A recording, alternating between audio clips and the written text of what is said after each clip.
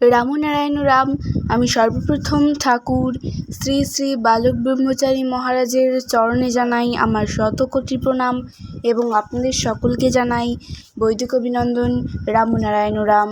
এই বলে আমি আজকের তত্ত্ব ও আলোচনা শুরু করছি। মৃত্যুর পর কোথায় যাবে সেটা আগে জানো। পার্ট 3।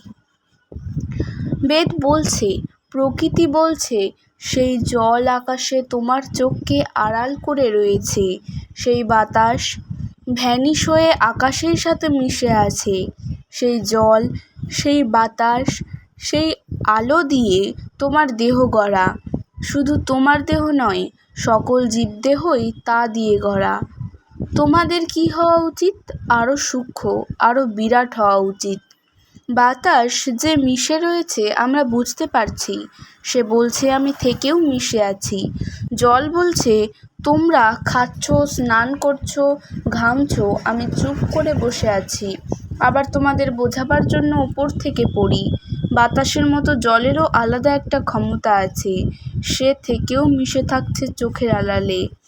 আলোর বেলায়ও ঠিক তাই। বিদ্যুৎ বলছে এক বলতে বলতে কত দূর চলে যাচ্ছি। সেই যে আলো, তাপ, বিদ্যুৎ, সেটাও আকাশে বিরাজ করছে। সেটা আমরা সমূহ অনুভব করতে পারছি। জল, আলো, বাতাস, এই তিনের সমন্বয়ে হয় মাটি পৃথিবী। এই দিয়েই জীবজগতের সব কিছু হয়ে যাচ্ছে। তোমাদের দেহগুলো মহাকাশের সেই বিরাট উপাদান দিয়ে গড়া। সেই চেতন, সেই বস্তু, সব কিছুর মিলিত সুরে এই দেহ গড়া। সৃষ্টির প্রতিটি কাজ আপন মনে হয়ে চলেছে। এই জীবকুল আপন সুরে পরিবর্তনের দিকে চলেছে। তোমরা যে রূপে রূপে রূপান্তরিত হতে হতে, পরিবর্তিত হতে হতে এগিয়ে চলেছ, এটা কেমন করে হচ্ছে?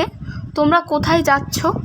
একদিন 7 বছর বয়স ছিল, সেই 7 যখন 40-এ এলো, কোন পথ দিয়ে সেই রূপ হারিয়ে গেল তা জানতে পারলে না। 10 বছরে পাড়ি দিয়ে দিয়ে 50 বছরে পাড়ি দিলে, 60-এ পাড়ি দিলে, সেই 1 বছর, 2 বছর, 6 বছর, 7 বছর ভ্যানিশ গেল কোথায়?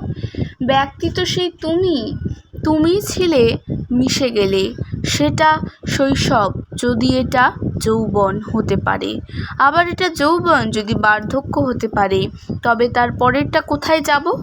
এই বয়সগুলো অতিক্রম করে 80-তে পাড়ি দিয়েছ। তারপর প্রকৃতি বলছে মিশে যাওয়ার যে পদ্ধতি, মিশে যাওয়ার বিষয়বস্তু দিয়েই তোমরা গড়া। তাহলে তোমাদের মিশে যাওয়ার বেলায় এত দ্বন্দ্ব কেন? কি জানি কেমন করে মিশে যাব, আমি মিশতে পারবো কি না কে জানে, এসব চিন্তা আসছে কেন? আরে তোমায় দিলাম মিশে যাওয়ার বিষয়বস্তু, অথচ বসে বসে কপাল থাপড়াচ্ছ কোথায় যাব, কি হবে? তুমি মিশতে মিশতেই তো চলেছ। তোমার সেই 8 বছর বয়সটা গেল কোথায়? তুমিই তো ছিলে, সেটা কোথায় গেল? মিশতে মিশতে এমনভাবে তোমায় টেনে নিয়ে গেছে, বুঝতেই পারোনি। প্রত্যেকেরই বয়স হচ্ছে, বড় হচ্ছে, বুঝতে পারছে না। তারপর যে থুর থুর করছো, অর্থাৎ বৃদ্ধকাল, এটাও কি বুঝতে পারছো না? কেন? প্রকৃতি বলছে তুমি যে আমার, এটা তো বুঝতে পারছো। এত সব বিষয়বস্তু, মাটি, জল, আলো, বাতাস দিয়ে তোমায় গড়ালাম, তাদের কি বিরাট ক্ষমতা, সেটা তো বুঝতে পারছো। তোমাদের যে বুঝ আছে, সাধারণ বাস্তবের যে বুঝ, যা নিয়ে চলাফেরা করছো, এই বুদ্ধি কি নতুন গজিয়েছে না আগেও ছিল? একটা গাছের বীজ দেখছো, তার মধ্যে ফলও দেখা যায় না, ফুলও বোঝা যায় না। ফল ফুল বোঝা না গেলেই তার ক্ষমতা কি নষ্ট হয়ে গেল? ফল ফুল লতা পাতা কিছুই দেখা যায় না, শুধু দেখছো এতটুকু বীজ। তাই বলে কি তাতে কিছুই নাই? এই বীজ হতেই যে ফল ফুল হবে সেই কথা তাতে লেখা আছে।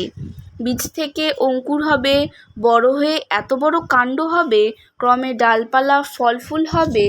বীজ বলছে মূলাধারে ছিলাম, সহস্রারে ফুটে বার হলাম। এর মধ্যেই সব ক্ষমতা নিহিত ছিল। যখন চেহারা নিয়ে বার হলো তখন বোঝা গেল।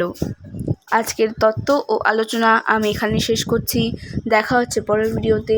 ভালো থাকবেন, সুস্থ থাকবেন। রাম নারায়ণ রাম।